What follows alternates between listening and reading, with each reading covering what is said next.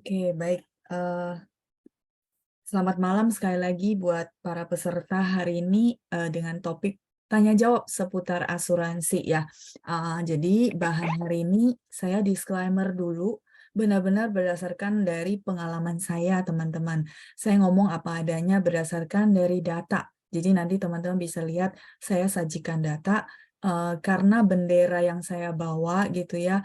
Saya memang praktisi ya, jadi bukan cuman teori, jadi saya akan pakai perusahaan yang saya bawa sebagai data, teman-teman.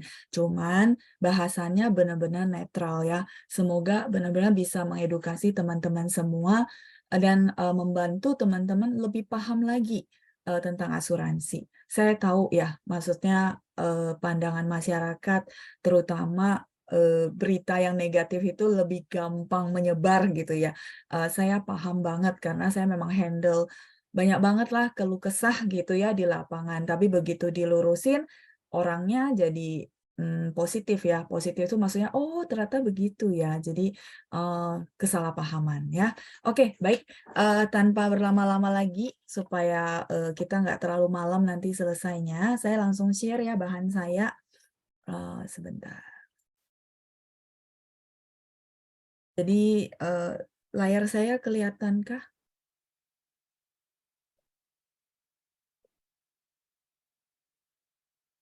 Oke ya, saya coba share. Oke, harusnya kelihatan teman-teman ya. Boleh bantu direspon di chat, layar saya oke? Jadi, dari pertanyaan teman-teman di grup, saya pikir saya bikinin PowerPoint. Jadi teman-teman sambil bisa dengerin saya, sambil bisa lihat juga, bahannya gitu ya. Jadi semoga bisa membantu. Nah, kalau misalnya nanti saya jelasin, ternyata, "Oh, saya ada pertanyaan nih yang dijelasin." Silakan langsung ya, silakan langsung di chat. Nanti selesai saya bahas tentang setiap pertanyaan, saya akan baca dari chat-nya teman-teman ya. Oke ya, baik kalau gitu saya langsung mulai saja. Jadi pertanyaan pertama sebenarnya yang kemarin saya sudah, jawab di grup, cuman kata Pancang, belum tentu, orang tuh suka baca ya. Kadang-kadang ada orang baca terus apa ya, kayaknya bingung gitu. Jadi akhirnya, beliau mengaturkan sesi Zoom supaya lebih enak kali ya teman-teman dengar, ada audio, ada juga bisa lihat dari visual yang saya sajikan. Jadi teman-teman mungkin teman-teman di sini banyak juga yang sudah punya polis dari berbagai perusahaan asuransi, benar ya? Nah, kalau punya polis kadang-kadang orang berpikir, "Emang perlu ya?" Gitu ya, saya review polis gitu. Nah, perlu banget kenapa? Karena, kita kadang-kadang waktu beli paham, atau waktu beli nggak enak ya. Jadi nggak tahu manfaat yang dibeli. Intinya pikir, "Saya punya asuransi, ya sudahlah gitu, aman ya." Tapi yang jadi masalah adalah kalimat kedua saya, yaitu kecewa. Ternyata pas mau ngeklaim nggak bisa diklaim. Terus pas mau ngeklaim pokoknya intinya udah perlu, ternyata nggak bisa gitu ya. Pastinya orang kecewa itu wajar banget. Dan ini jadi satu sorotan yang sangat besar juga ya di masyarakat, di mana aduh pokoknya sorry ya teman-teman ya, saya ngomong dari yang saya dengar. Aduh kalau sudah asuransi ngeklaimnya susah deh gitu ya. Tapi kalau pas bayar gampang aja auto debit, bener nggak teman-teman? Saya banyak dengar begitu. Saya paham ya kalau saya sebagai customer gitu ya, di posisi customer, pastinya kalau saya nggak paham, saya akan ngomong gitu juga ya. Jadi teman-teman perlu review polis supaya kita tahu, "Oh ya, saya beli A, jadi hak saya A," gitu ya. Teman-teman sudah bayar sejumlah premi, itu maksudnya. Jadi tidak perlu takut misalnya, "Aduh, saya review polis nanti disuruh beli lagi," gitu ya. Enggak. Kalau saya pikir nggak perlu ya maksudnya saya jabarin, terus teman-teman merasa, "Oh ya, saya udah cukup nih," ya nggak perlu beli lagi gitu ya. Jadi review polis itu bukan untuk beli polis lagi ya, tapi untuk tahu saya bayar sejumlah premi, sebenarnya manfaatnya apa sih? Hak saya apa sih? Gitu ya. Eee, kalau saya pribadi, saya berpikir nasabah yang sudah masuk sama saya gitu ya, begitu kontrak ditandatanganin, yang paling penting apa teman-teman? Yang paling penting bagi saya adalah ketika beliau butuh, ketika amit-amit resiko kehidupan menghampiri nasabah ini, saya benar-benar bisa urus klaimnya. Kayak gitu. Kalau saya ya prinsipnya. Jadi bukan doain nasabah sakit, bukan. Nasabah ambil polis karena dia mengalihkan resiko, benar nggak? Dia bayar sejumlah uang, dia alihkan resiko-resiko yang mungkin terjadi itu ke perusahaan asuransi. Jadi yang pasti begitu dia jadi nasabah, saya perlu memastikan ketika beliau butuh, dia bisa klaim gitu loh, dia bisa dapat haknya. Kecuali dia nggak beli manfaat, ya memang nggak bisa. Jadi perlunya review polis itu. Nah, kebetulan banget gitu ya, panjang bahas tentang review polis. Nah, ini teman-teman namanya saya tutup ya. Jadi privacy. Ini nasabah bukan nasabah saya. Kebetulan banget nyambung sama kenapa perlu review polis. Jadi ini malam teman-teman bisa lihat ya. Saya udah mau tidur sebenarnya karena teman-teman tahu ya saya habis sakit. Jadi sebenarnya sumbernya adalah imunnya drop. Jadi ya mungkin memang kecapean dari kemarin tuh serentetan kegiatan terus plus anak sakit ya pokoknya gitu ya. Intinya saya udah mau tidur dia message saya ini message-nya di Facebook. Dia tanya gitu ya teman-teman bisa baca. Intinya saya bilang nggak apa-apa, nanti bisa WA saya kalau mau reimburse, perlu form segala macam. Nah, besoknya ini orangnya akhirnya rawat inap. Rawat inap saya bantu follow up. Jadi ini benar-benar saya kerja dari rumah ya teman-teman ya. Nggak susah, nggak sulit. Benar-benar nggak kalau tahu prosedurnya. Jadi intinya saya kerja dari rumah, saya bantu namanya jaminan akhir kalau nasabah mau pulang dari rumah sakit ya. Teman-teman bisa lihat jaminan akhir itu maksudnya perusahaan asuransi cover berapa, nasabah ada nombok nggak gitu ya. Itu namanya jaminan akhir. Slide saya nggak ketutup ya. Oke, baik. Nah, teman-teman bisa lihat, oh yo biaya yang tidak dijamin 11 juta. Aduh, kadang-kadang muncul ucapan apa ya gitu ya. Nggak apa-apa, teman-teman juga boleh chat ya. Muncul ucapan, alah, ngapain beli asuransi? Tetap aja nombok gitu ya. Ya, pasti ada ucapan itu karena memang banyak juga orang karena nggak paham ya. Produk lama seperti ini, teman-teman. Produk lama. Artinya dia sesuai platform. Begitu kita offer dari platformnya, ya kita bayar sendiri. Ini maksudnya. Nah, produk lama itu kalau teman-teman tahu dia ada platform dari A. Ya, kalau ini bahas tentang perusahaan yang saya benderain. Jadi saya bahas dari sisi itu aja ya. Nah, dia ada plafon A itu paling kecil, B, C, D, E, F, G, H. Jadi sampai yang tertinggi. Dulu tuh begitu. Jadi sesuai plafon. Kalau plafon kita nggak cukup ya nombok kayak gini. Ya, ini orang plafonnya tengah-tengah. Plan C. C itu tengah-tengah. Nah, terus akhirnya kan ya perusahaan asuransi bukan cuma bendera saya doang ya teman-teman ya. Semua perusahaan asuransi itu mereka berinovasi mengikuti zaman. Artinya inflasi biaya rumah sakit makin tinggi. Mungkin teman-teman paham ya. Contoh paling simpel kita jangan bahas yang kayak gini. Kita bahas tentang katarak. Dulu belasan juta, sekarang katarak satu mata aja teman-teman tahu 30 juta. Itu belum termasuk sebelum dan sesudah. Jadi kalau sebelum dan sesudah kira-kira mungkin 35 atau sampai 40 satu mata. Dulu belasan juta inflasi. Nah, jadi karena perusahaan asuransi melihat bahwa oh ternyata ada inflasi, nasabah keluh gitu ya. Saya beli plan kecil sih, tapi nombok gitu loh. Jadi apa namanya? Buat apa saya punya asuransi kalau saya nombok? Nah, pokoknya begitu banyak masukan dari nasabah, akhirnya semua perusahaan asuransi gitu ya, saya perhatikan ngeluarin yang namanya sesuai tagihan. Sesuai tagihan itu maksudnya bill rumah sakit berapa, yang penting mematuhi aturan plan yang diambil, maka dia akan dibayar sesuai tagihan. Itu ya. Kira-kira gambarannya seperti itu. Nah, orang ini karena saya jelasin bahwa kartunya masih kartu merah ya, teman-teman bisa baca ya. Nah, kartu merah itu kartu lama. Kalau sekarang namanya black card ya, kalau di saya gitu. Jadi kartu hitam lah, black card. Semua orang kayaknya populer banget black card. Jadi black card itu ya dia akan bayar sesuai tagihan dengan catatan mematuhi aturan plan yang dipilih. Ya, ini nanti saya bahas di belakang. Jadi banyak juga di grup yang tanya tentang apa sih black card itu.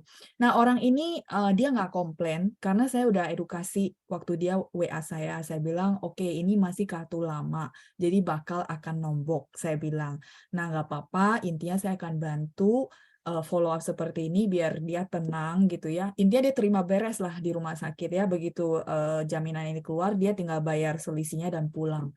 Seperti itu teman-teman ya. Jadi perlunya review polis artinya bisa jadi polis kita adalah manfaat lama.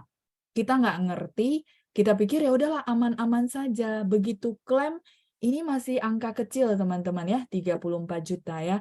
Saya urusin sampai 300-an juta, nanti teman-teman bisa lihat. Kalau angka besar gimana? Nomboknya ampun-ampunan ya. Jadi nomboknya ampun-ampunan, satu kata lagi kan, beli asuransi nggak ada gunanya. Itulah teman-teman kenapa perlu review polis ya. Itu topik pertama kita dari pertanyaan di grup. Saya lanjut ya berikutnya ya. Ada pertanyaan bahwa apakah ikut asuransi aman? Justru menurut saya untuk mengamankan duitnya kita, asetnya kita, perlu ikut asuransi. Bukan karena saya maksudnya, oh ya kamu agent lah makanya ngomong gitu. Bukan teman-teman. Saya berasal dari keluarga yang anti asuransi. Papa mama nggak ada asuransi, sampai saya juga nggak ada asuransi sebelum saya join ke bisnis ini gitu ya. Jadi saya join 2013 dan baru punya polis teman-teman ya. Jadi teman-teman bisa bayangin saya juga anti asuransi.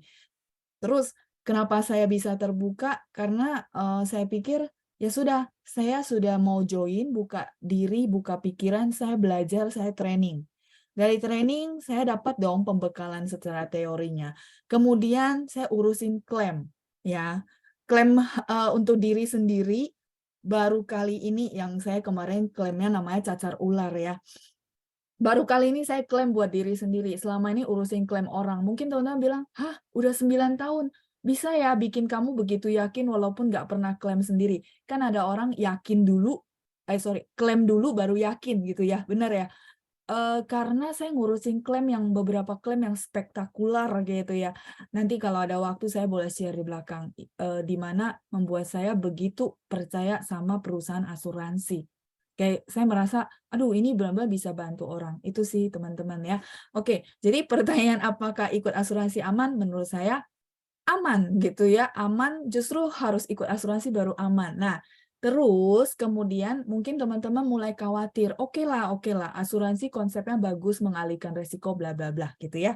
Nah, tapi banyak juga dong saya dengar perusahaan itu perusahaan asuransi gitu ya, tiba-tiba bangkrut, bener ya. Sorry ya, saya nggak sebut merek, nanti sangat sensitif sekali, bener ya teman-teman mungkin paham asuransi mana lah bangkrut bla bla bla nggak jelas lah segala macam.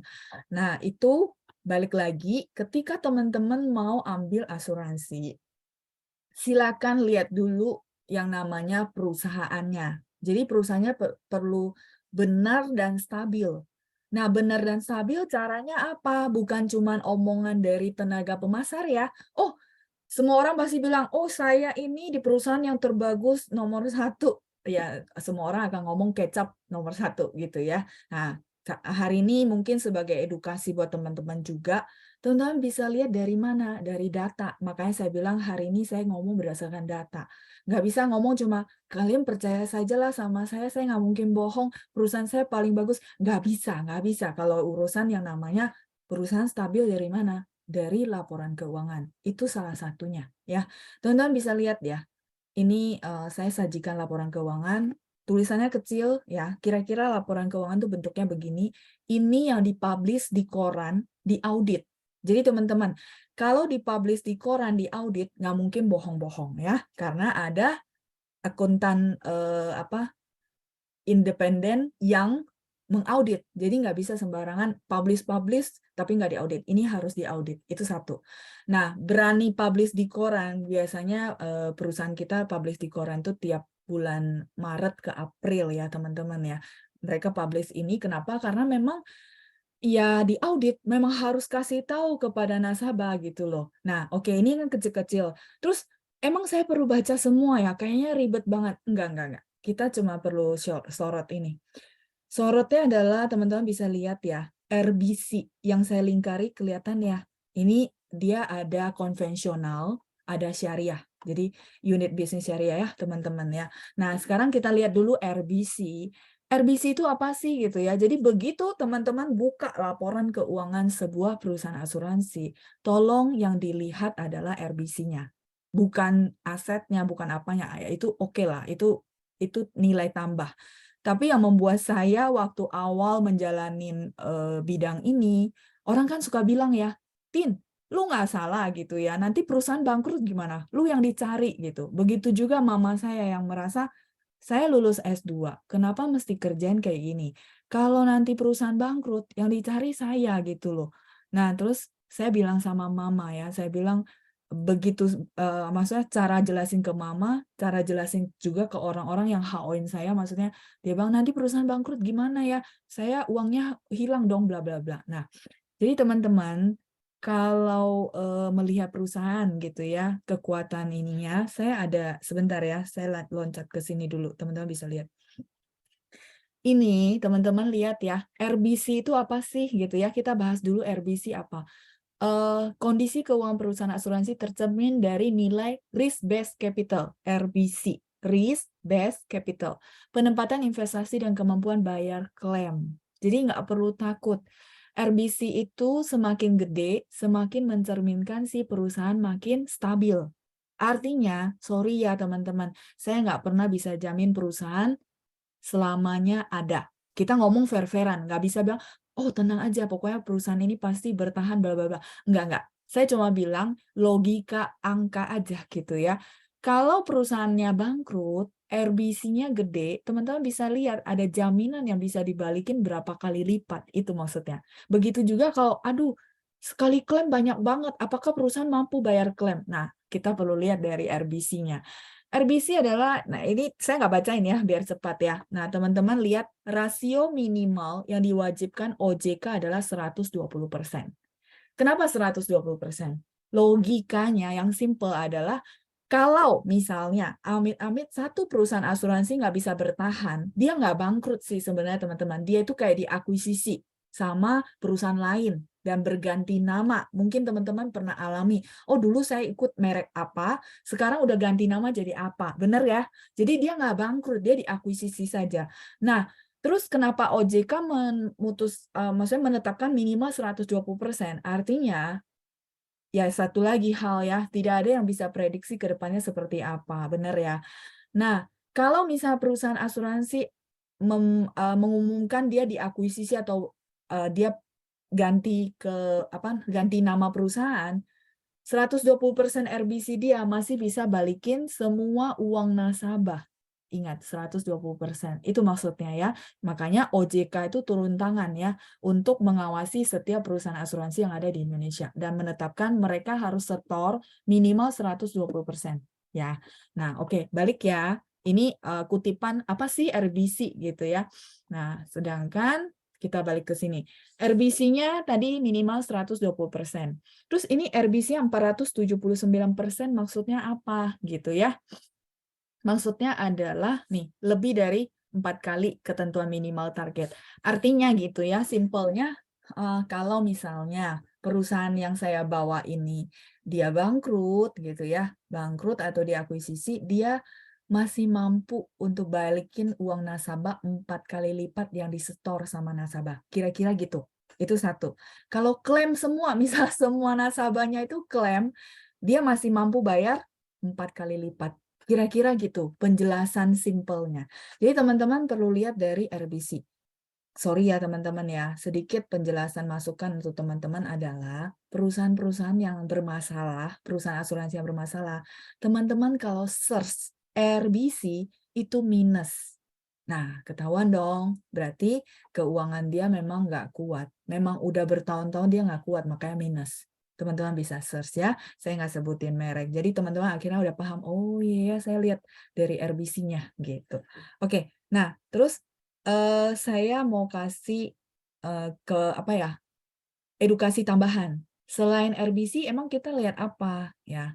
Tadi kalau yang kecil-kecil tadi teman-teman lihat, misalnya contoh lah Kalau tadi kan ini diringkasin sama perusahaan dong, yang tadi yang warna-warna itu. Misalnya saya ketemu laporan keuangan tapi nggak diringkasi sama perusahaan, cara lihatnya apa? RBC-nya di mana? Di sini teman-teman ya. Saya ada kasih tanda panah, kelihatan ya? Oke, kelihatan. Rasio pencapaian solvabilitas persentase 479% di tahun 2021, 2020-nya 549%. Kelihatan ya, jadi solvabilitas, tingkat apa ya, liquidnya si perusahaan lah ya, kayak gitu. Kalau yang simpelnya ya bahasa yang tadi saya bahas. Nah, terus teman-teman lihat ya, 2020 itu 549%, 2021 479. Apa yang menyebabkan angka ini berubah?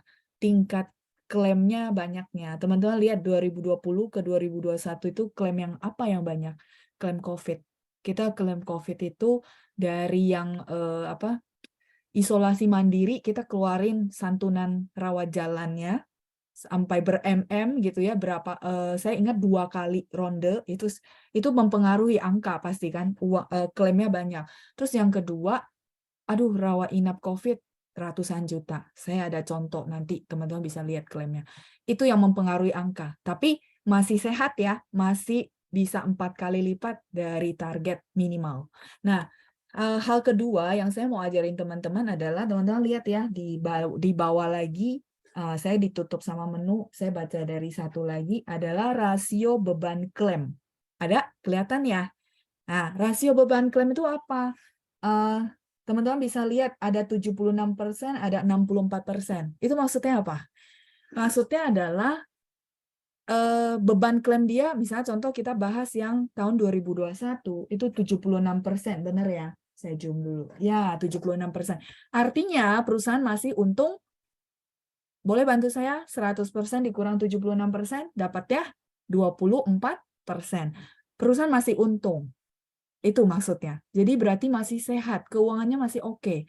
Terus mungkin pertanyaan teman-teman, emang ada ya rasio beban klaimnya minus ya? Ada. Ya, saya nggak tonjolin di sini ya, karena tidak ada maksud untuk maksudnya jatuhkan asuransi apapun, enggak. Jadi teman-teman tinggal jeli melihat laporan keuangan itu saya perlu lihat apa? Dua ini saja. Kalau beban rasionya itu minus, berarti perusahaan asuransi rugi. Kalau perusahaan asuransi rugi, kayak kita usahanya rugi, kira-kira secara logika apa yang perlu dibenerin menurut teman-teman? Usahanya rugi, apa yang perlu dibenerin? Berarti harga jualnya. Benar nggak? Kalau kita dagang, rugi loh. Aduh, nggak dapat modal, malah rugi, nggak ada cuan gitu ya. Nah, jadi apa yang perlu dilakukan sebagai teman-teman pemilik usaha? Ya udah, mau nggak mau naikin harga jual. Harga jual kalau di perusahaan asuransi apa? Premi.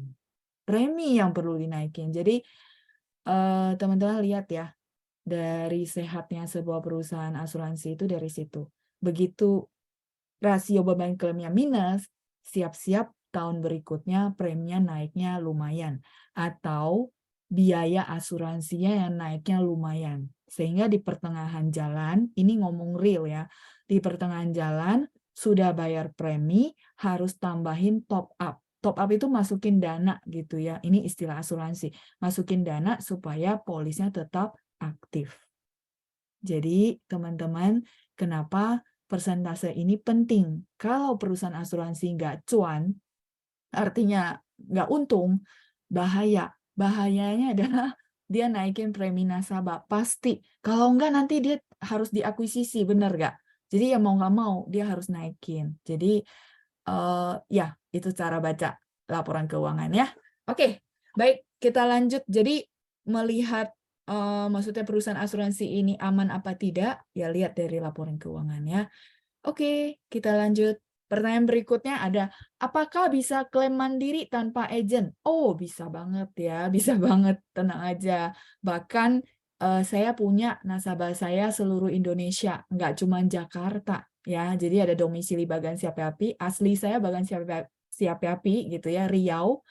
Apa namanya? Saya banyak nasabah di situ. Mereka rawat inapnya di Pekanbaru. Klaimnya pakai black card. Jadi intinya kalau klaim itu kasih aja ke rumah sakit nomor polis kita gitu ya.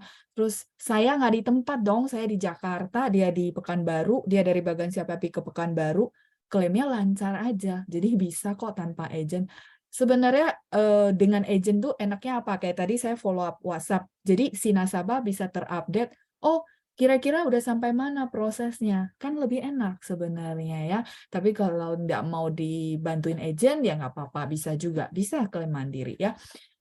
Domisili Samarinda, klaim rawat inap juga bisa ya. Terus domisili Bandung, ini barusan ya. Jadi mengenai pertanyaan ini saya jadi ingat barusan banget nasabah saya Bandung ya. Teman-teman bisa lihat chattingan saya sama mamanya. Ini anaknya yang masuk ya. Teman-teman bisa baca ya, saya nggak usah bacain. Jadi orang ini pertama kali klaim ya, orang ini pertama kali klaim anaknya rawat inap ya, ada bintik-bintik merah, mungkin yang namanya anak-anak demam keluar bintik merah, intinya gitu ya. Jadi dia itu pulang, saya pun nggak tahu karena saking lancarnya. Nih teman-teman bisa baca chatnya ya. Jadi saya ada kirim buah gitu ya, terus belum nyampe, saya tanyain dong ya, saya bilang udah nyampe belum. Nah saya pikir masih di rumah sakit, karena biasanya kadang-kadang nasabah mau pulang tuh biasanya info saya, saya mau pulang ya. Nah, biasanya saya follow up kan, kayak tadi WhatsApp.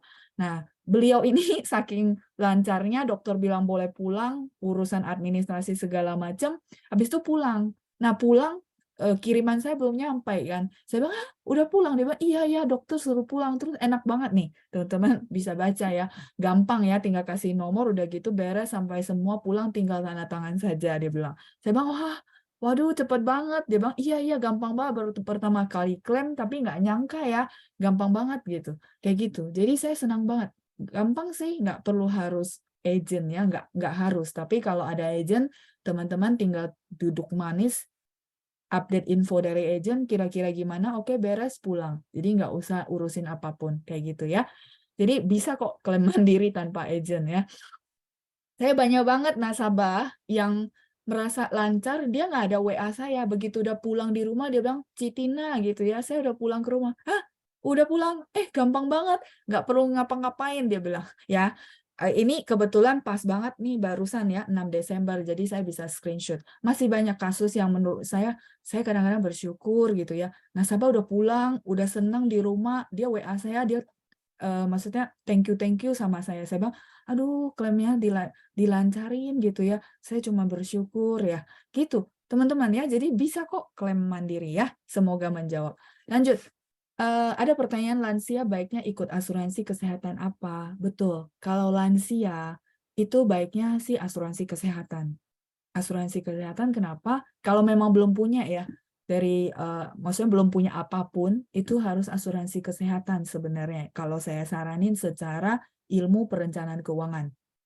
Nah, tapi balik lagi lah, ada orang tuh merasa, aduh asuransi kesehatan ya, kalau saya nggak rawat inap kan nggak kepake. Mendingan saya beli jiwa, ya nggak? Mungkin teman-teman di sini ada yang berpikir begitu. Ya udah, itu bebas. Nah, kalau saya, ya saya kasih konsultasi sesuai apa ya, ilmu perencanaan keuangan yang sebenarnya. Tapi kalau nasabah sendiri merasa, saya memutuskan B gitu ya, dari sarannya saya gitu, ya sudah nggak apa-apa. Pasti ada pertimbangan tersendiri gitu ya. Misalnya mau belinya jiwa, mau belinya santunan kritis, ya sudah. Asuransi itu simple ya, cuma 3 macam garis besar. Nanti teman-teman bisa lihat di belakang. Oke, nah asuransi kesehatan yang ada di kita sekarang gitu ya, kalau saya bawain bendera, nah mungkin teman-teman sering dengar kartu hitam, black card ya. Nah, itu yang tadi saya cerita, mungkin lewat pertanyaan ini saya boleh bahas sedikit yang tadi saya bahas, apa sih tentang black card itu ya. Teman-teman bisa lihat, black card itu saya nggak bahas detail ya, nggak apa-apa. Yang penting teman-teman lihat ada kuning-kuningnya sesuai tagihan ya, benar ya. Jadi sesuai tagihan itu berarti enak dong ya, betul. Jadi yang nasabah intinya nggak perlu khawatir bill rumah sakit berapapun. Yang penting apa? Tadi masih ingat nggak kata-kata saya? Mematuhi aturan plan yang diambil. Teman-teman bisa lihat ada bronze A, bronze B, silver A, silver B, gold A, gold B, platinum dan diamond. Ini plan yang harus dipilih dan harus ditaati. Taatinya apa? Oke, kalau ambilnya bronze, berarti cuma bisa di Indonesia saja. Terus A dan B, ya, gampang ya. A adalah berdua satu kamar. B adalah sendiri satu kamar dan kamar mandi dalam. Kayak kemarin saya isolasi, itu masuknya ke ICU ya. ICU isolasi, pokoknya sendiri. Itu kamar sendiri, terus kamar mandi dalam. Kayak gitu. Itu namanya B, ya. Nah, terus kalau silver itu adalah bisa Asia. Asia kecuali Singapura, Jepang, Hong Kong. 3 negara ini biaya berobatnya mahal banget. Jadi bagi orang yang nggak butuh harus ke 3 negara ini, ngambilnya silver aja. Silver itu sudah bisa ke Malaysia. Malaysia ya termasuk Kuala Lumpur, Penang, ya mungkin teman-teman familiar kalau yang suka berobat keluar.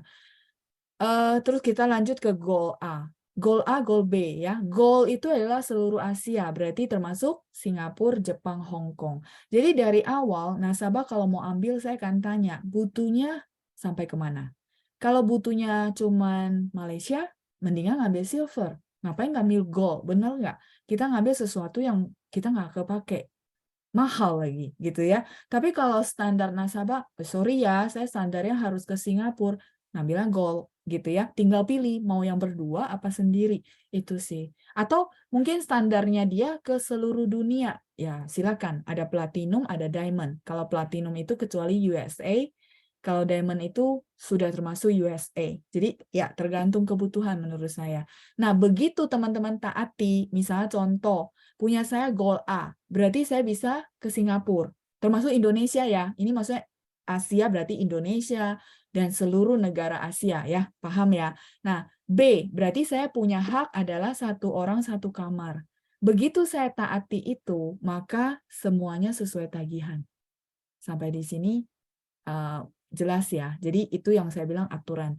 Nah, yang jadi masalah kalau melanggar aturan. Melanggar aturan itu seperti apa? Misalnya contoh, punya silver A. Silver A itu berarti apa?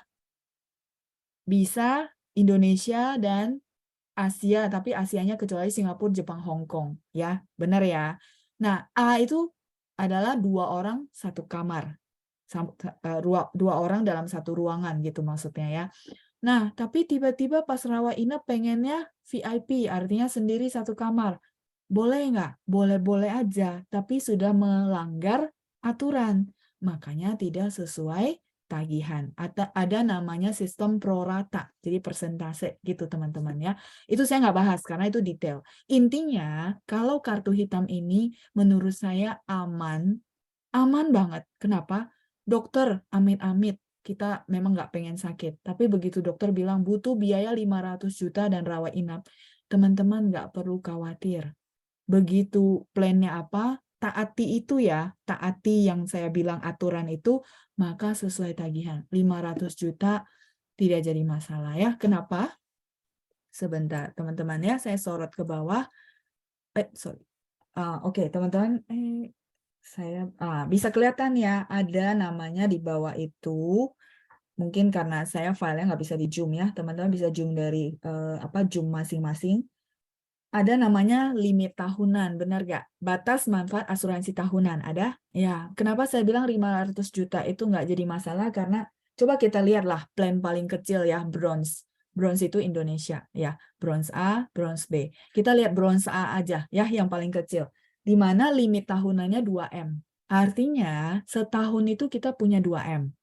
Nanti tahun depan, misalnya 2M-nya habis tahun ini, di-refill ulang. Jadi tahun depan 2M lagi, 2M lagi, 2M lagi, terus sampai batas manfaat pertanggungan. Misalnya ngambilnya sampai usia 75.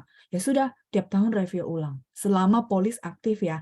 Jadi saya rasa biaya berobat yang MM-an nggak jadi masalah. Itu satu. Terus yang kedua, ada namanya limit booster. Di bawah ya, teman-teman bisa baca. Booster itu adalah tambahan.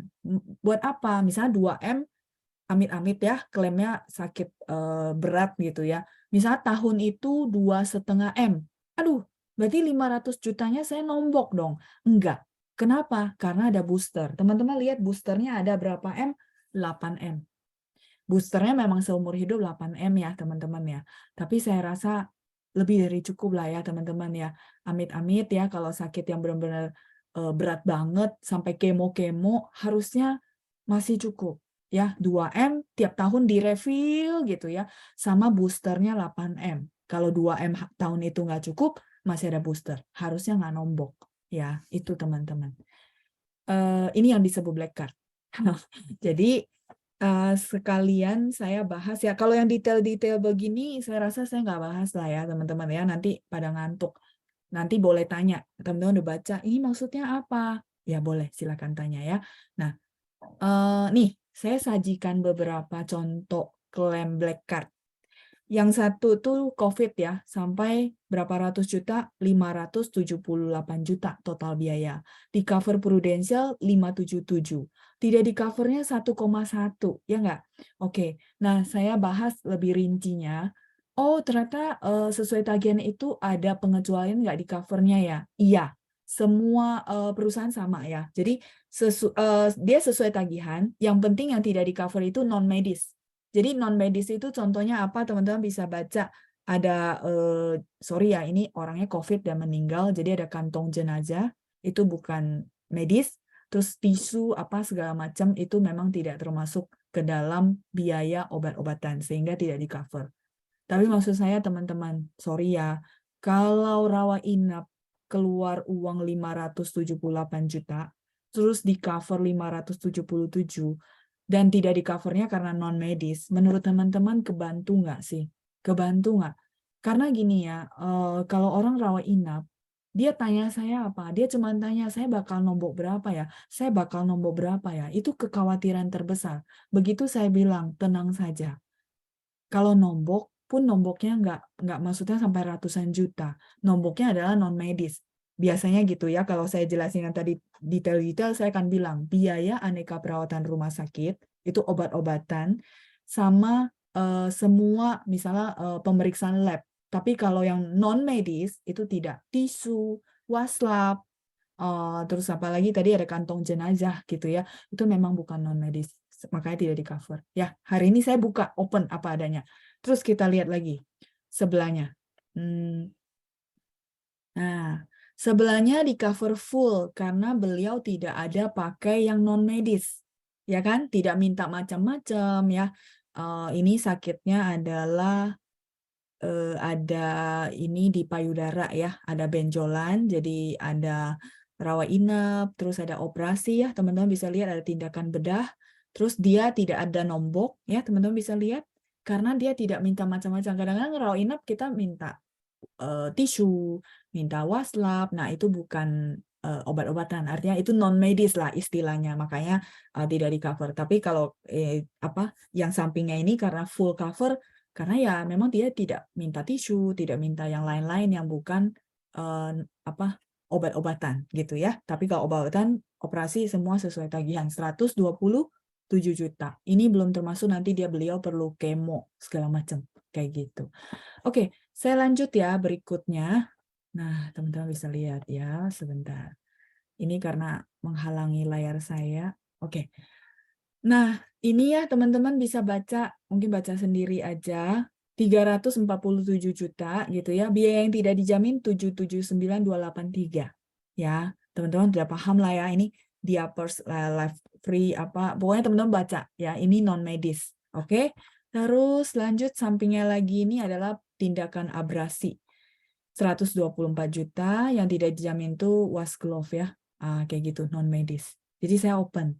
Apa yang di-cover, apa yang tidak di-cover ya. Tidak di-cover itu yang adalah non medis. Non medis contohnya teman-teman bisa lihat ya dari setiap yang saya sajikan. Lanjut, ini tindakan abrasi tapi nasabah yang lain 333.464. Saya kebayang ya teman-teman ya, kalau plannya masih plan lama, nomboknya bisa 200-an juta, bahkan di covernya cuma 20 juta, bisa jadi. Makanya perlu review polis ya, perlu tahu manfaat saya apa. Oke, saya lanjut ya. Yang ini di tengah-tengah ini teman-teman lihat ada nama saya, ini saya ngurus sendiri, saya tidak nombok karena saya nggak minta yang kayak waslap segala macam, enggak, karena kan saya udah paham ya ada ya bawa dari rumah ya atau minta maksudnya keluarga anterin. Nih kamar isolasi ya namanya ya 1,725. Aduh, mahal banget ya kamarnya ya, udah kayak setara hotel. Nah, ini karena saya sendiri biasanya nasabah dikasih namanya surat jaminan akhir. Kayak gini contohnya ya. Jadi tidak ada yang nombok. Terus berikutnya adalah ini follow up saya dengan pusat. Teman-teman bisa lihat ya, saya chat mereka 12.28 terus eh, sudah selesai 12.32 dan full cover ya 19.315.224. Jujur saya agak kaget. Saya pikir ini kan cuma cacar. Terus saya nggak ada obat macam-macam ya. Maksudnya cuma infus, anti nyeri, antivirus kayak kayak gitu ya. Saya pikir mungkin di bawah 10 juta, pikirnya gitu, karena rawat inapnya berarti hitungannya 3 hari gitu ya. Tahu-taunya tagihan keluar 19 juta. Saya kaget juga ya, mahal banget ya. Maksudnya tadinya mikir kan bukan yang penyakit macam-macam, cuman infus doang. Infus juga nggak terlalu banyak karena bukan kayak perlu banget infus kan, tapi obat anti nyerinya yang perlu, salep gitu ya. Kok mahal banget ya. Jadi ternyata memang inflasi biaya rumah sakit itu benar-benar tinggi banget gitu ya. Teman-teman bisa lihat lah tadi yang saya kasih contoh operasi katarak ya di depan. Oke, baik. Saya lanjut dulu ya. Ini masih ada satu contoh. Barusan saya urus 20 Desember ya. Ini juga ngurusnya dari rumah. Ini sakit apa? Yang 20 Desember ini baru keluar ya. Ini sakit kanker usus besar. Orangnya baru usia 49 tahun. Keluhannya adalah sakit perut mirip MA. Tadinya saya saranin dia untuk scan empedu karena takutnya batu empedu. Tahu-taunya bukan ya. Jadi sedih banget, beliau pikir sakit perut biasa, ternyata adalah kanker kolon. Udah operasi, ini biaya operasinya ya, biaya yang tidak disetujui dia pers non medis ya. Teman-teman sudah paham ya dari setiap contoh klaim. Intinya beliau habis ini tubuhnya udah kuat ya, ini kan habis operasi perlu, maksudnya untuk tubuhnya lebih kuat lagi ya, maksudnya makan terus istirahat segala macam butuh waktu, habis itu perlu kemo karena kanker kolonnya sudah stadium 3, terus sudah kena namanya kelenjar getah bening ya. Kasihan banget, anaknya masih usia 10 tahunan. Mungkin beliau meritnya telat, jadi anaknya masih kecil. Terus yang kedua adalah, saya nggak pernah nyangka 49 tuh termasuk masih muda lah ya teman-teman ya. Itu yang saya bikin, membuat saya yang ngeri banget ya. Kayaknya sekarang penyakit nggak mengenal usia gitu ya. Kalau sudah tua kan maksudnya sorry ya, bukan tua itu harus sakit, bukan ya. Tapi maksudnya kita kan mikirnya ya tua baru on the real tubuh kita rusak gitu kan. Ternyata enggak loh ya. Masih muda bisa begitu. Ini biaya 121, belum nanti kemo ya. Untungnya sudah black card, jadi kemo itu sesuai tagihan. Kemonya mau berapa M, 1 M, nggak masalah. Karena dia punya adalah silver A. Silver A itu limit tahunannya adalah 2 M. Jadi harusnya masih oke ya. Itu tentang black card ya. Saya lanjut dulu ya pertanyaan berikutnya ya. Ada pertanyaan cara mencairkan asuransi apakah hanya bisa lewat agent? Tidak.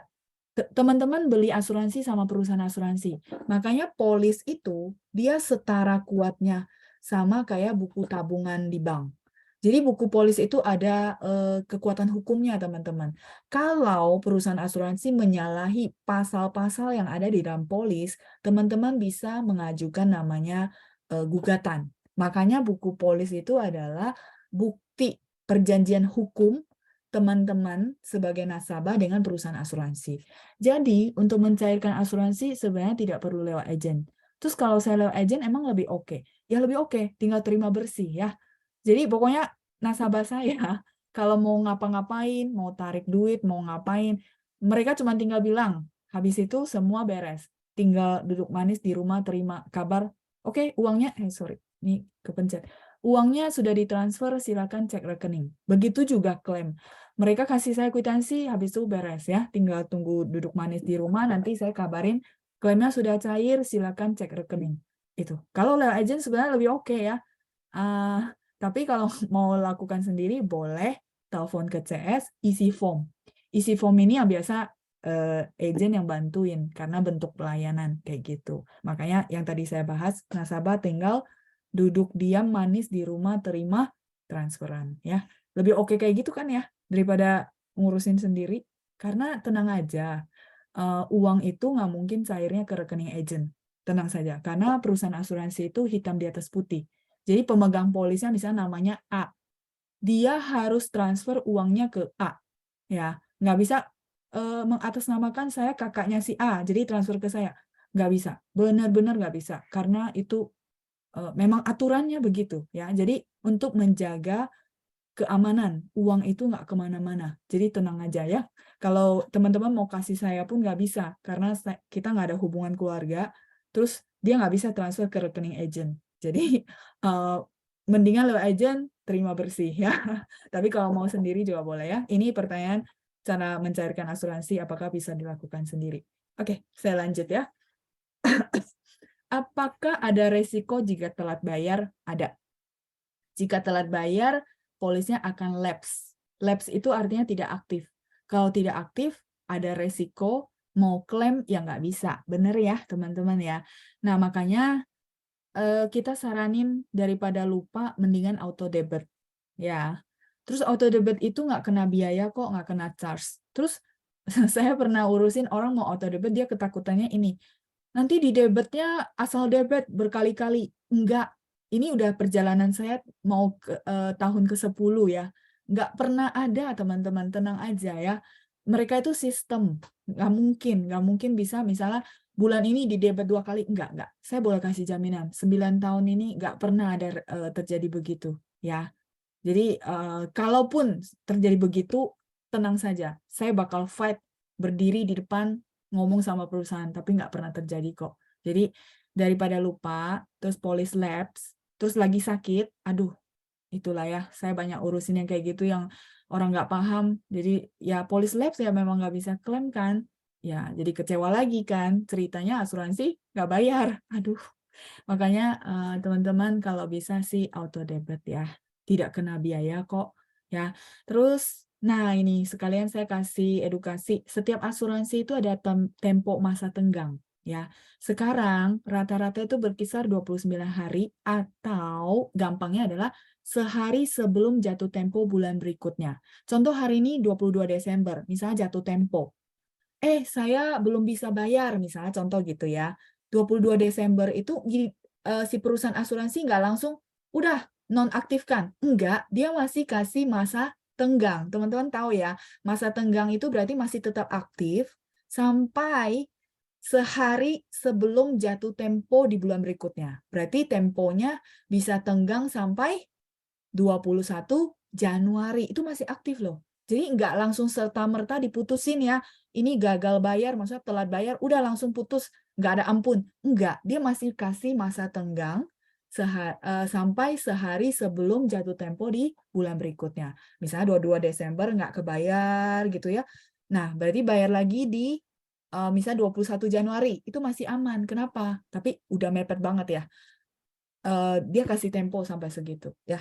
Sampai situ dapat dipahami ya. Jadi nggak serta-merta langsung diputusin. Itu pertanyaan kalau resiko telat bayar. Jadi bukan nggak ada ampun lah pokoknya ya. Nggak, dia ada masa tenggang. Semoga menjawab ya. Oke, baik. Berikutnya, berapa lama sih asuransi bertahan tergantung dari kontrak asuransi. Makanya teman-teman perlu review polis, perlu lihat saya di covernya sampai usia berapa gitu ya. Jangan sampai sudah lewatin masa coveran kita mau klaim nggak bisa. Nah kan terjadi lagi namanya, aduh asuransi nggak bayar. Itulah ya teman-teman ya. Jadi mengapa saya bilang perlu banget review polis, perlu paham apa sih yang saya beli gitu ya. Nah tergantung dari kontrak, jangka perlindungan sampai usia berapa? Kayak tadi saya bahas, kartu hitamnya gitu ya, saya ambil sampai usia 75. Ya udah dia covernya sampai usia 75. Kayak gitu. Kalau saya mau lebih panjang bisa nggak? Bisa. Dia bisa sampai 85 sampai 99. Cuman ya bedanya di preminya saja kayak gitu ya. Dan apakah polis masih aktif? Kalau asuransi bertahan ya polisnya berarti masih aktif kayak gitu ya. Ini apa?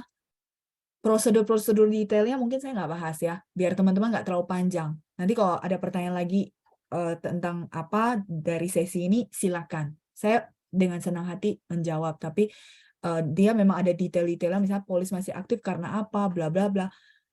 Silakan tanya lagi ya, kalau memang muncul pertanyaan. Kalau enggak, saya nggak bahas detail, karena nanti terlalu panjang jadinya ya. Jadi kita training gitu ya, bukan jawab pertanyaan. Oke, baik, saya lanjut dulu. Ada pertanyaan untuk asuransi untuk karyawan swasta gitu ya. Eh sorry, cocoknya apa ya? Sorry ya, saya lihat jam. Nggak apa-apa ya teman-teman ya. Kita tadinya sih targetnya sejam aja, tapi ini masih banyak bahan. Apakah saya lanjut? Oke. Kalau oke, saya lanjut. Kalau merasa kayaknya perlu dijawab deh, chat dulu gitu, ya sudah. Tapi ini benar-benar bahan dari pertanyaan gitu ya. Oke ya, nggak apa-apa ya. Jadi karena ini saya mendingan selesai bahan dulu ya, nggak apa-apa ya. Nah ini jawaban untuk asuransi untuk karyawan swasta. Teman-teman, kalau teman-teman kerja di perusahaan, dapat asuransi, itu bersyukur banget, oke banget menurut saya. Tapi teman-teman perlu pikir, kalau sudah tidak bekerja lagi, berarti tidak punya asuransi lagi, benar nggak? Nah, kalau orang tidak bekerja lagi, misalnya contoh pensiun, itu usianya sudah lumayan. Begitu tidak bekerja, baru mau beli asuransi pribadi, usianya sudah lumayan, kira-kira preminya lumayan nggak? Lumayan banget, ya. Itu saya nggak bahas detail, tapi teman-teman paham ya. Makin bertambah usia, preminya makin mahal. Jadi, kalau misalnya tidak mengganggu keuangan, mendingan punya sendiri. Tiba-tiba udah nggak kerja lagi sama perusahaan, kita tetap punya perlindungan ya. Jadi, usia 30 tahunan sudah ada asuransi kantor yang bentuknya asuransi pemerintah, baiknya saya ambil apa gitu ya.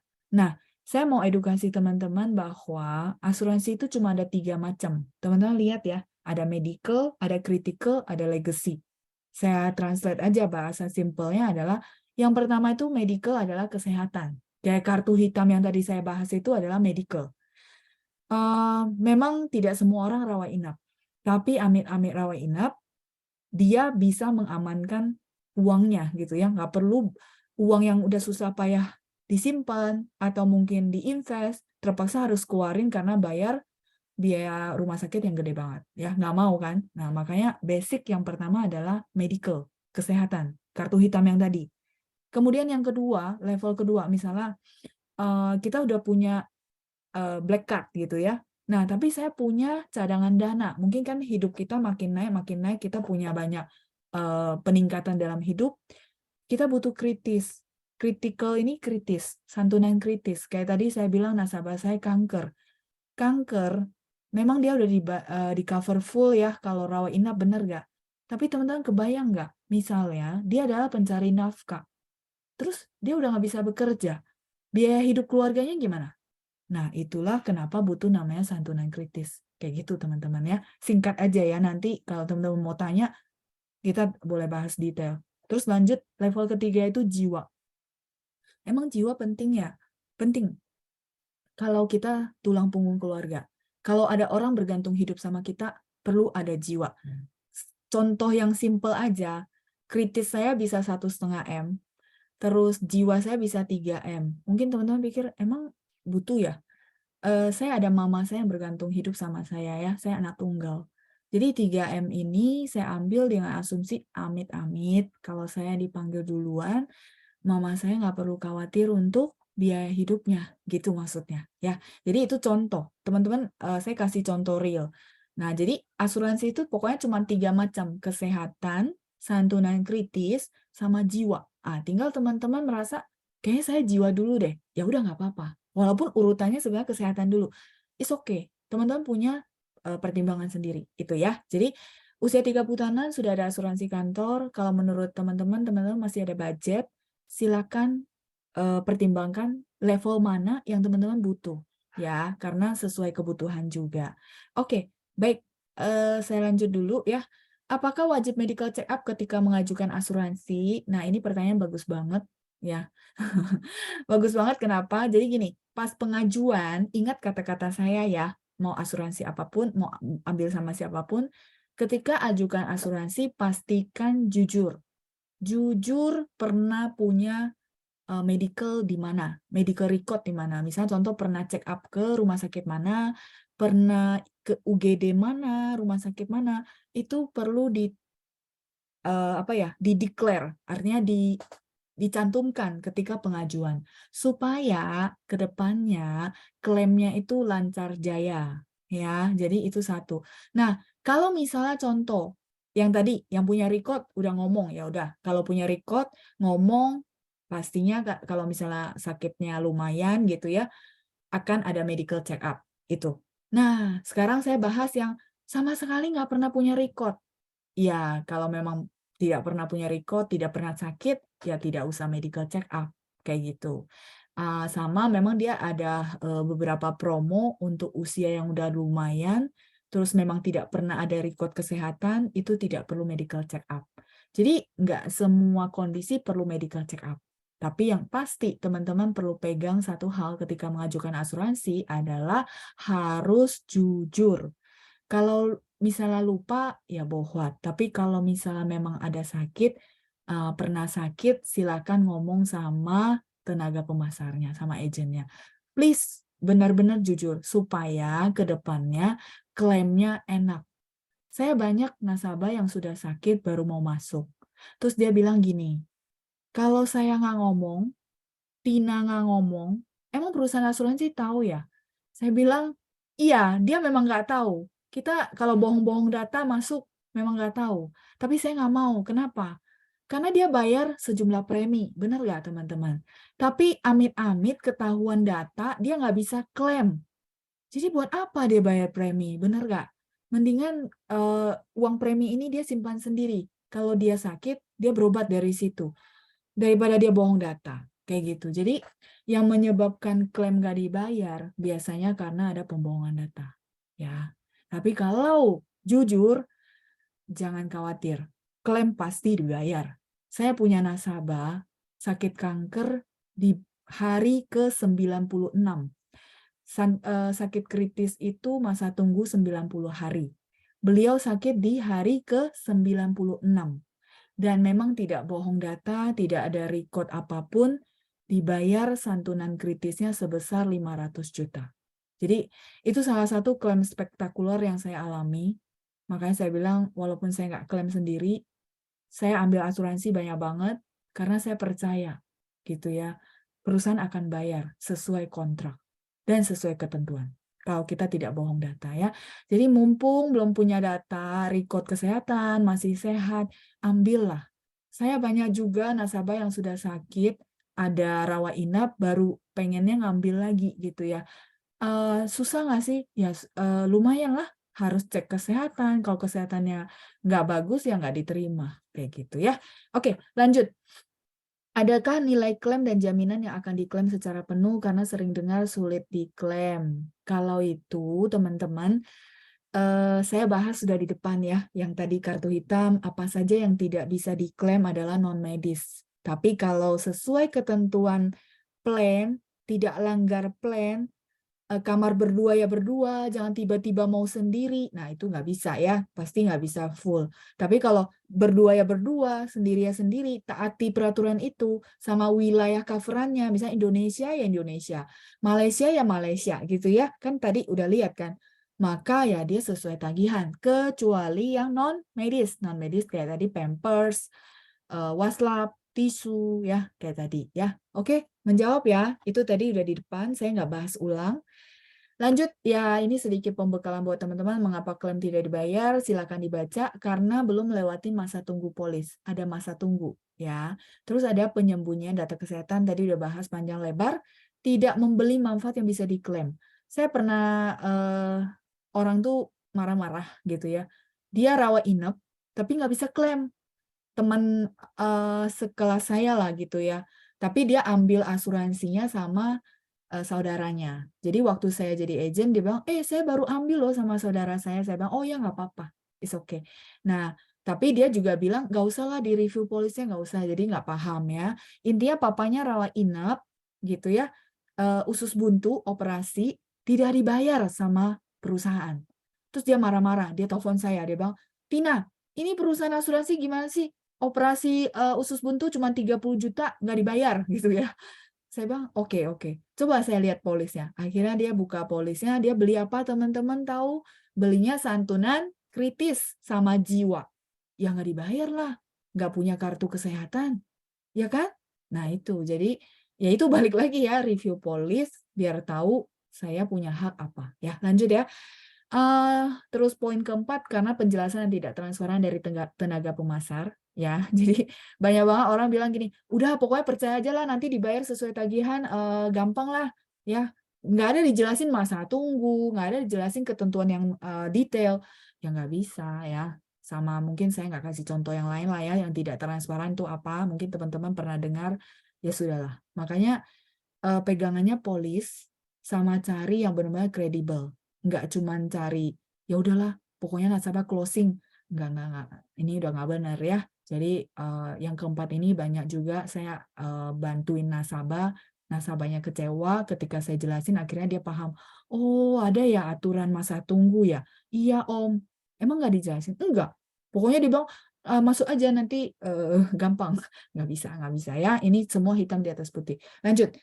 Karena melanggar peraturan dan hukum yang berlaku, ini adalah misalnya contoh, dia bawa mobil, terus kecelakaan, tapi nggak punya SIM. Kira-kira dibayar nggak? Enggak. Kenapa? Karena nggak punya SIM. Nggak punya SIM, sorry ya, nggak punya SIM nggak boleh bawa mobil kan. Maksudnya nggak boleh bawa kendaraan kan. Itu udah melanggar hukum Indonesia, jadi nggak dibayar ya.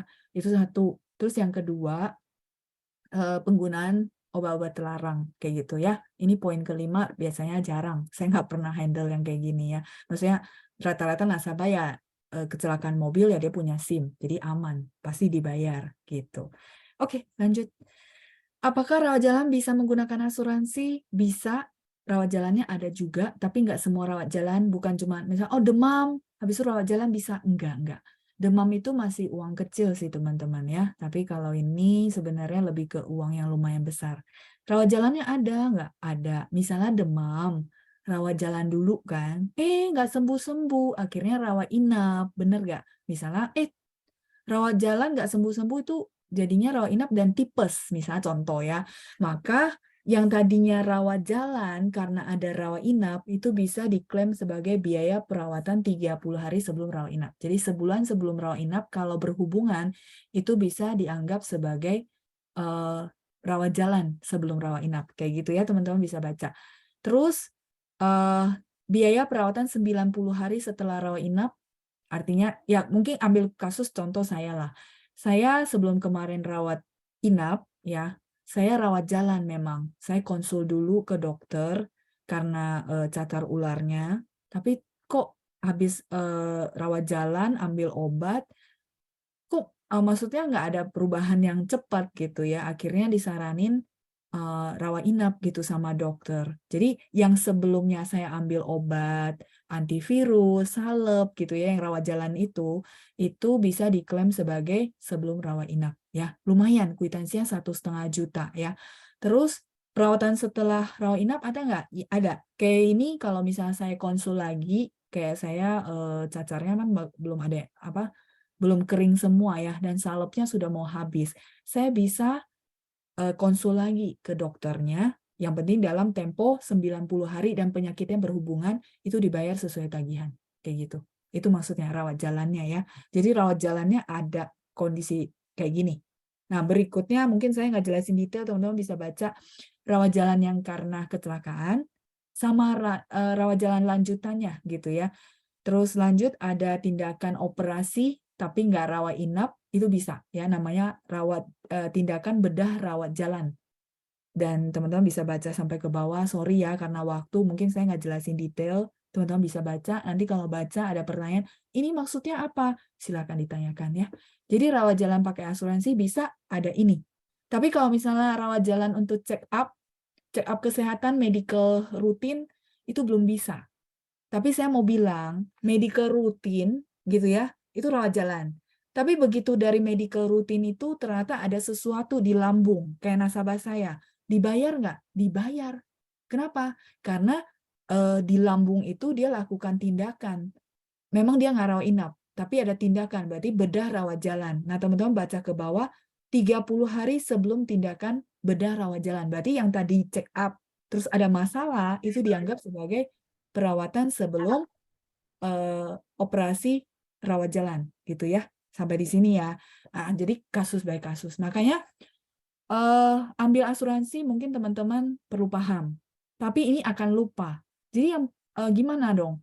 Ya udah, kalau ada apa-apa, konsul dulu sama agennya. Oh, saya begini-begini, gimana, Tin? Biasanya nasabah saya sudah bilang, kalau ada apa-apa, konsul dulu ke saya. Baru saya bisa arahin. Intinya itu. Kalau disuruh teman-teman hafalin ini, ya nggak mungkin. Kayak gitu ya. Jadi, ini penjelasan saya untuk teman-teman, terus di-record, jadi teman-teman bisa dengerin ulang. Tapi intinya, kalau lagi mau sesuatu, silakan telepon agennya ya. Tanya agennya, saya perlu gimana? Perlu siapin form atau enggak? Dan segala macam. Semua nasabah saya begitu. Begitu mereka mau ke dokter, mereka akan konsul dulu sama saya. Saya arahin. Jadi nggak bola-balik ya sekali kerja. Oke, lanjut ya. Pertanyaan berikutnya, ini sudah mau habis kok teman-teman. Pak Cahyadi ya, semoga malam ini hadir. Saya udah ikut asuransi kesehatan equity selama puluhan tahun. Pernah CT scan jantung dilaporkan ke asuransi, nggak bisa diklaim karena nggak perlu kateter. Oke, tapi bulan berikutnya preminya dinaikin sebesar 75%. Saya ajukan keberatan tapi nggak setuju. Pertanyaannya, apakah pihak asuransi bisa naikin premi secara sepihak? Pak Cahyadi, saya boleh tanya, ini Bapak asuransinya adalah asuransi tradisional atau unit link. Nah, kalau equity harusnya sih unit link. Nah, unit link ini Bapak coba lihat juga aturan dari polisnya. Biasanya ada tertulis, pihak asuransi bisa naikin premi secara sepihak. Ada pasalnya biasanya. Nah, menjawab pertanyaan Pak Cahyadi, sorry ya teman-teman, saya nggak menyudutkan merek apapun, bukan ya, tapi kita sebagai nasabah yang perlu jeli, perlu paham. Berikutnya saya boleh ya kasih edukasi ke teman-teman tentang kenapa sih tiba-tiba naiknya banyak banget gitu ya. Teman-teman lihat dari kurva yang saya sajikan ada biaya, terus ada premi yang bawah itu usia ya, usia. Nah, makin kecil usia sebenarnya preminya makin murah. Oke ya. Nah, sekarang pertanyaannya adalah kenapa ada asuransi yang lebih mahal preminya, terus ada asuransi yang lebih murah preminya. Ada ketemu dan teman-teman melihat cuma dari premi. Jangan cuma lihat dari premi ya, lihat dari COI. COI itu adalah cost of insurance, biaya asuransi. Jadi gini, kalau perusahaan yang berlakukan level premi yang lebih tinggi. Kenapa? Karena dia mau cadangan dananya lebih banyak untuk COI. Jadi nggak tiba-tiba nanti di usia tua, kayak tadi pertanyaan Pak Cahyadi, baru dinaikin gila-gilaan. Sampai 75% tuh gila banget loh. Jadi teman-teman menjawab ya, kalau premi yang murah, ya teman-teman lihat ulang, nanti COI-nya naiknya berapa. Itu bahaya. Makanya jangan cuma lihat preminya lebih murah di sini. Aduh, teman-teman ya, teman-teman lihat jangka panjangnya. Preminya lebih murah di awal. Kalau resiko terjadi di awal nggak apa-apa. Tapi kita mau ya asuransi cover kita sampai usia tua. Iya nggak? Nah, begitu usia tua baru dinaikin preminya gede-gedean. Kira-kira berat nggak? Wah, berat banget. Di usia mulai tua kita udah nggak begitu bekerja, bayar preminya malah nggak bisa bayar. Hasil polis nggak bisa lanjut. Teman-teman bisa bayangin resikonya seperti apa. Jadi, menurut saya, asuransi itu produknya di mana aja sama. Ya, tinggal teman-teman baca ketentuan klaim. Itu satu.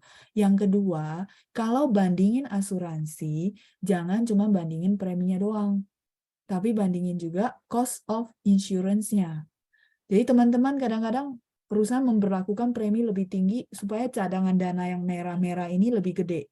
Jadi jangan sampai di usia tua baru naikinnya gede-gedean. Ya. Jadi ini menjawab pertanyaan Pak Cahyadi, kenapa sih tiba-tiba dinaikin sampai 75%? Itu. Karena bisa jadi premi di awal lebih murah supaya orang tertarik, tapi nanti di tengah-tengahnya karena usia mulai bertambah, naiknya gila-gilaan. dan nasabah ya pasti keberatan kayak gitu ya. Ini penjelasan tentang logikanya. Jadi setiap perusahaan asuransi kan harus untung ya teman-teman, bener gak? Nah, secara logika barang yang sama dia jual dengan harga lebih murah. Berarti nanti di belakangnya nanti ya. Saya maksudnya adalah beberapa contoh-contoh data, tapi saya nggak tonjolin. Saya cuman ajak teman-teman menganalisa saja dari kurva ini ya. Oke ya, lanjut. Ini udah pertanyaan terakhir ya dari Virginia. Lalu kalau misal dulunya udah ikut asuransi dari muda, lalu udah 65 tahun keluar dari asuransi, lalu mau masuk lagi usia 66, hitungan preminya dianggap seperti customer baru gitu ya, alias jadi lebih mahal karena baru masuk asuransi di usia tua. Iya, benar. Jangan ya. Jadi udah punya asuransi, jangan ditutup terus buka lagi baru. Jangan ya. Sekalian saya edukasi teman-teman, kalau punya polis, jangan sembarangan ditutup sama orang ya. Jangan mau. Itu ruginya di nasabah. Itu aja ya. Jadi Virginia udah bener, makin tua makin mahal, jadi jangan sampai udah tutup aja buka baru gitu. Jangan ya, jangan. Itu hitungan preminya udah mahal banget. Sama pertanyaan terakhir dari Wiriani gitu ya. Lalu kalau udah usia 80 ke atas masih bisa beli asuransi nggak? Produk asuransi apa yang sebaiknya dibeli? Saya ada baca pertanyaan tentang black card. Apa itu black card? Black card tadi udah dijelasin ya, menjawab ya. Dan saya jawab dulu, usia 80 ke atas itu memang tidak bisa beli asuransi lagi. Ya, maksimal usia 75 ulang tahun berikutnya. Usia 80 memang udah nggak bisa. Tapi kalau kayak usia tua, tadi ada yang nanya lansia gitu ya, itu baiknya sih sebenarnya asuransi kesehatan. Kayak gitu ya, semoga kejawab. Baik, karena pertanyaan udah selesai dari slide, saya akan menjawab pertanyaan yang dari apa namanya, chat gitu ya. Kalau chatnya tadi udah kejawab berarti saya lanjut. Oke, sebagai apresiasi teman-teman yang sudah hadir ya, dari Pak Sigit, saya baca dulu ya. Kartu kesehatan warna merah itu produknya Prudential kah? Iya benar, benar Pak Sigit. Ya, namanya kartunya memang warna merah. Terus dari warna merah berinovasi sekarang namanya kartu hitam, gitu ya Pak. Ya memang itu mereknya Prudential. Tapi yang saya tahu beberapa perusahaan asuransi punya kok yang sesuai tagihan. Kayak gitu. Jadi kenapa saya bilang punya? Karena ada beberapa nasabah yang review polis sama saya nggak pernah minta orang tutup polis terus buka lagi di Prudential, bukan. Saya bilang kesehatan yang sudah punya di merek lain, coba tanya ada sesuai tagihan nggak di upgrade ya.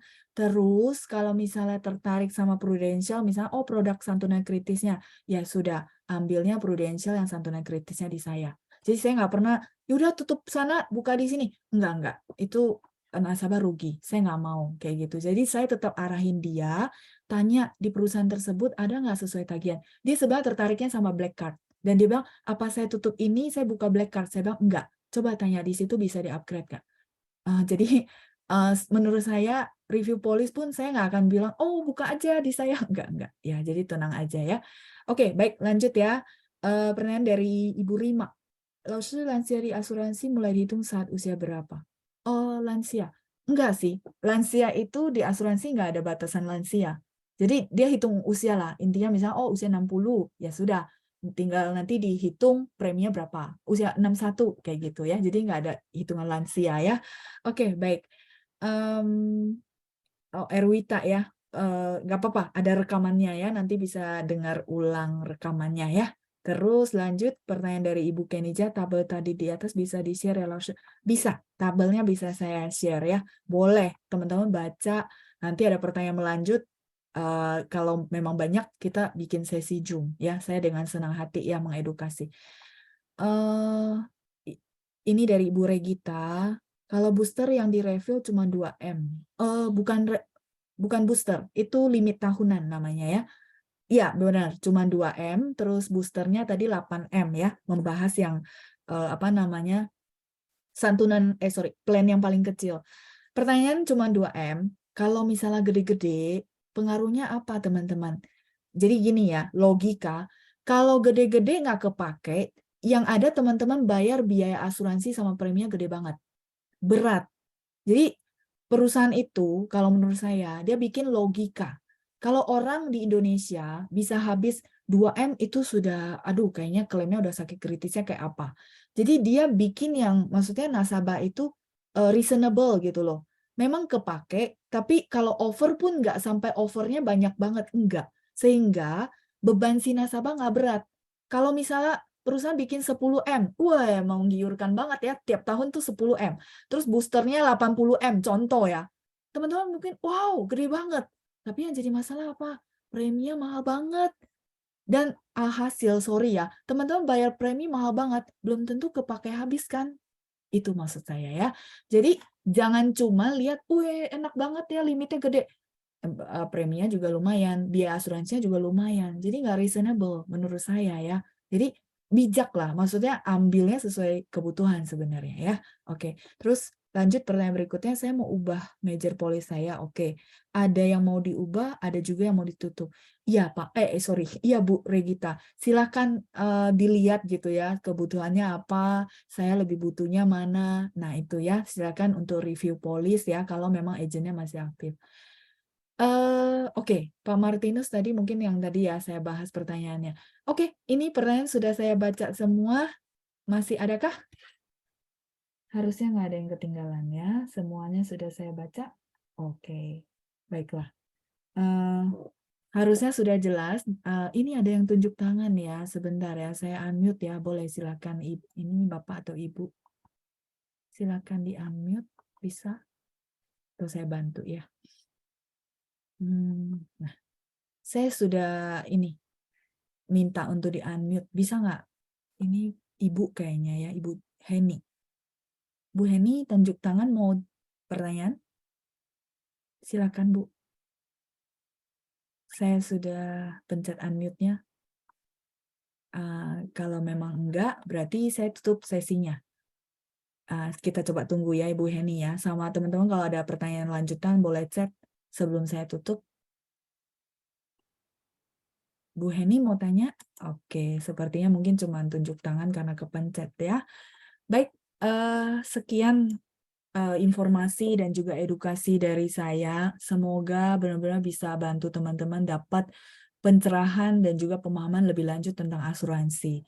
Kalau teman-teman ada pertanyaan lanjutan tentang ini, itu, silakan kita ada grup ya. Dengan senang hati saya bikinin bahan. Ya, itu saja dari saya. Terima kasih. Semoga bermanfaat untuk teman-teman semua. Selamat malam.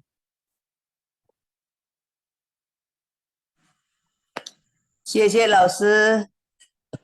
不客气。